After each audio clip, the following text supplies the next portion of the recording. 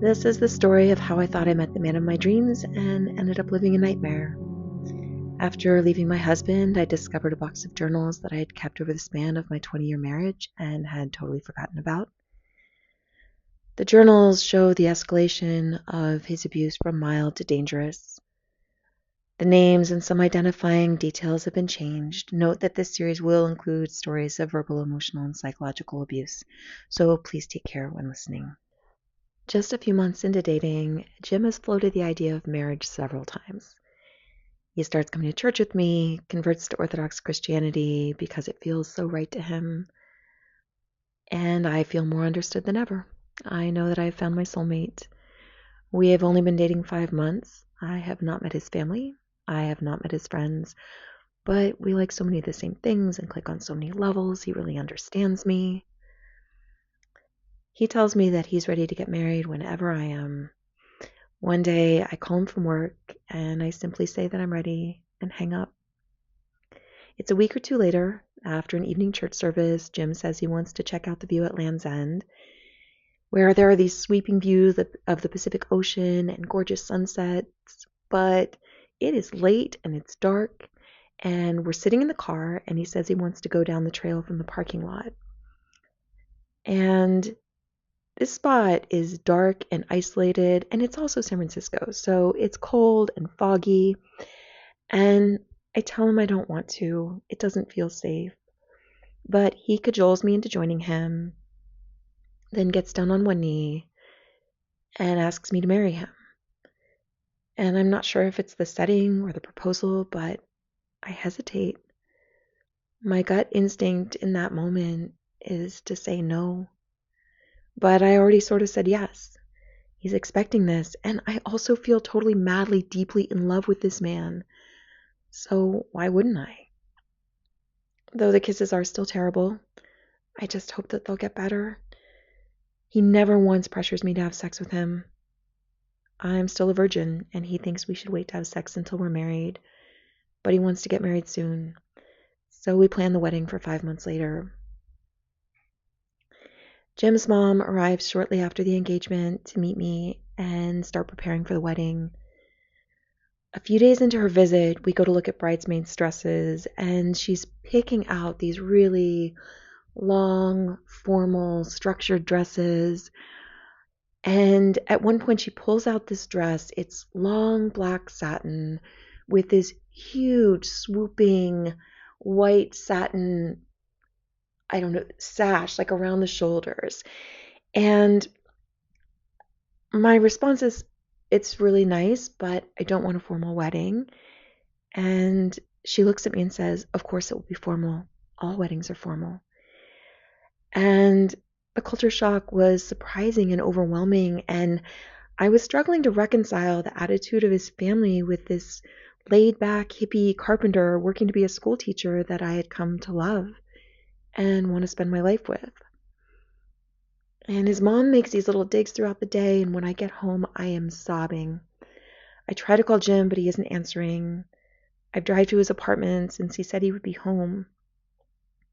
He's not, but his roommate lets me in, and I stay in Jim's room on his bed, hoping he'll come back soon. A bit later, he comes in. He'd been upstairs hanging with his neighbor.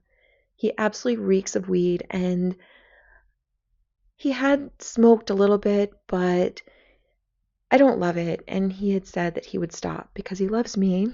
But since our engagement, I've noticed he's been smoking a lot more. But I'm really glad to see him, and he hugs me and reassures me that his mom doesn't hate me.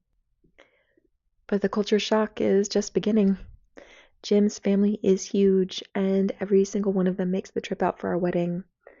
The night of the rehearsal dinner, Jim shows up in an old t-shirt and slippers, but his family is dressed to the nines. Everyone's really nice, but Californians are generally pretty gentle and give each other lots of space, very laid back.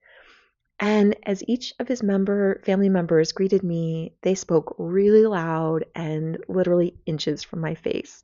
And it was completely overwhelming. And then there was his cousin who made quite the impression by flirting with my big sister Elena. And then when the waiter brings dessert over, he takes one himself before waving the waiter away and looking at Elena to say, Don't worry, I know women. After which she calls the waiter over and gets her dessert. And the next day at the wedding, Jim's traditional East Coast family arrives for our Orthodox hippie wedding with a Middle Eastern buffet, bluegrass band, and belly dancers. And it turned out to be a really beautiful day. Everyone had a great time, albeit with plenty of culture shock on both sides. The wedding goes late into the night, and almost everyone has gone home. And I'm ready to go too. But my new husband is singing and laughing with some of the guys from church. Despite my pleas, I cannot pull my new husband away from the festivities. I feel exhausted and depleted, and I want to cry. And for the first time since I met him, I don't feel heard or seen or understood. We finally head to my car, which is decorated with shaving cream and tin cans, and make the drive as husband and wife across the Golden Gate Bridge. Halfway across the bridge, police lights come on behind us, and we continue through the toll plaza. Jim pulls the car over, and as the officer approaches the car, Jim says, "I didn't realize you were pulling us over. I thought you were just happy for us." The cop asks if he's been drinking. Not much, he says, and the cop talks to him for a bit and sends us on our way, since we're almost home. Jim wouldn't drive drunk, right? I wonder to myself. Jim had booked a beautiful room downtown for the night, but he suggests we go visit my family first to open presents. It's a really nice time with my family, but it is so late when we arrive, and we don't get to our hotel until the wee hours of the morning. I am still a virgin on our wedding night, and when we finally get back to our hotel, I'm really nervous, and I don't know what to do.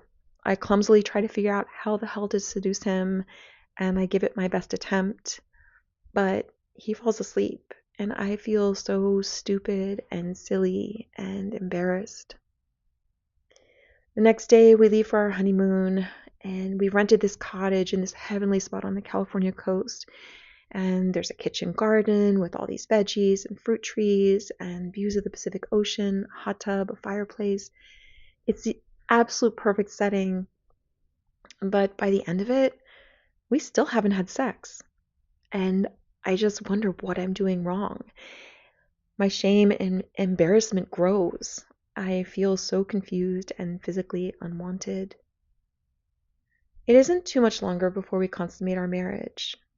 I don't have anything to compare it to, but I hope it will get better. But maybe this is just what it's like, I wonder to myself.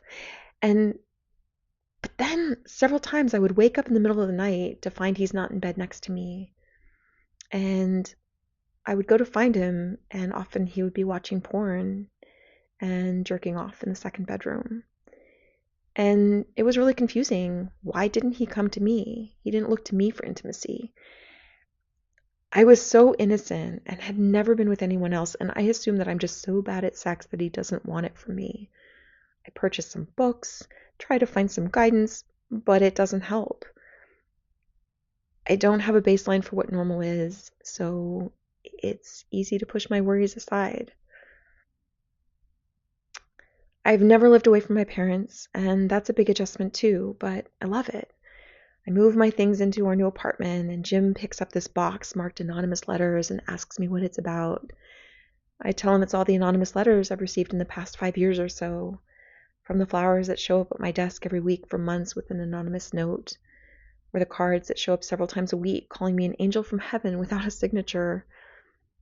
I eventually found out that sender was a bagger at the grocery store, and he had taken my address off a check that I had written.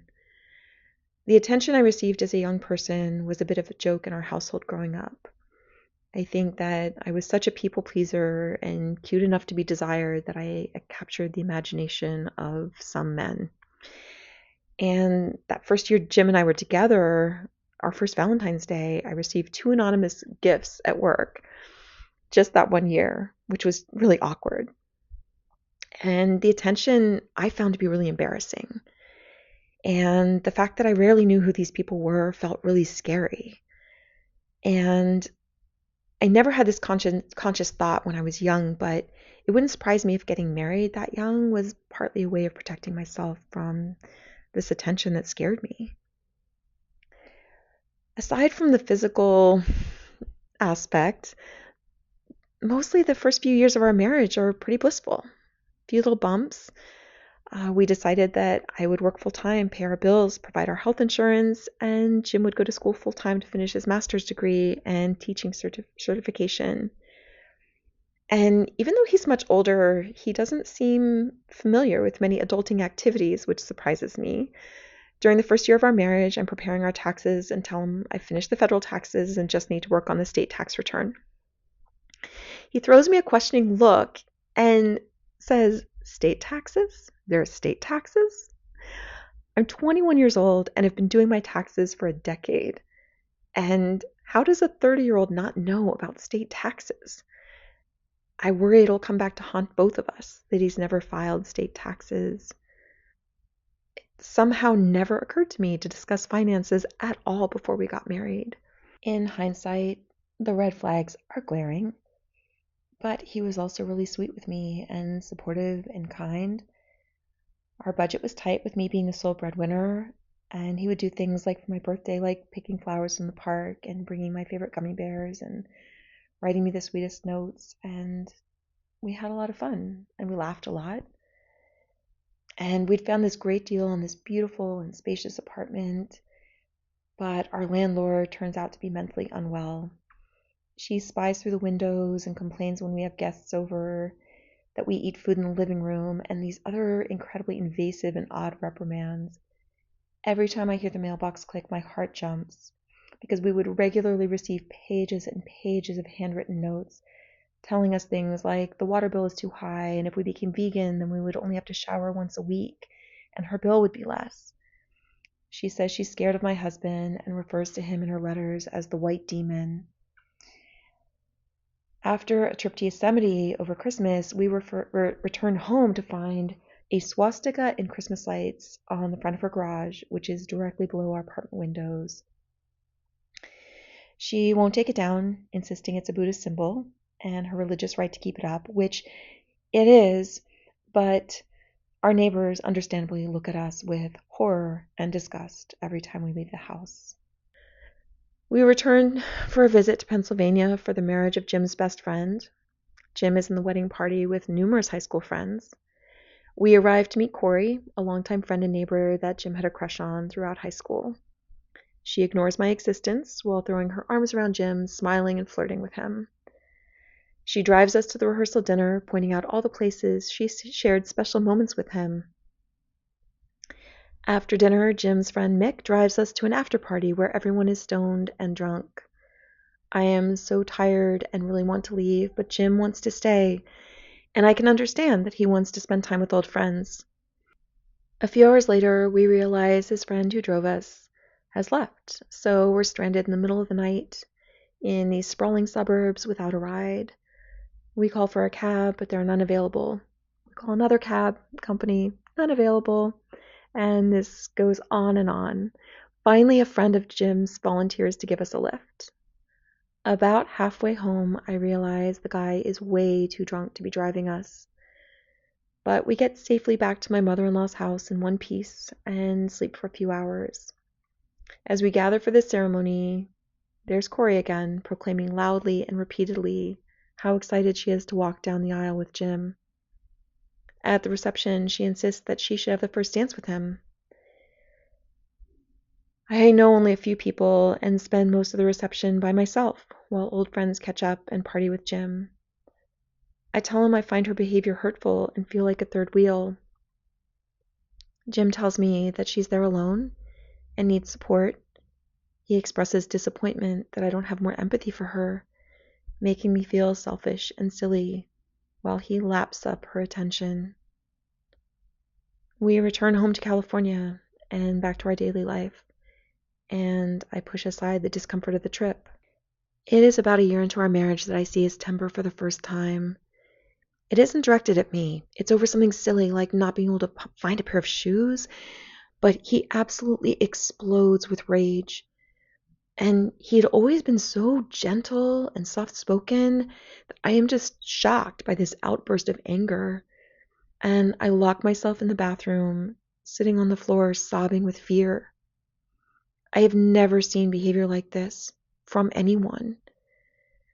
It Doesn't take too long before he calms down and he apologizes profusely, saying he was just frustrated, and reassures me and smooths things over, and I hope that it's just a fluke.